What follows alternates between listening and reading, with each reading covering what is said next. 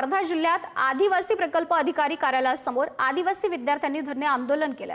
विविध मागण्यांसाठी आदिवासी विद्यार्थ्यांनी एक दिवसीय आंदोलन केलं। अनेक वेळा निवेदन तक्रारी दिल्यानंतर सुद्धा प्रशासनाने दुर्लक्ष केलं आणि दुर्लक्ष होत असल्याचा या विद्यार्थ्यांनी आरोप केला।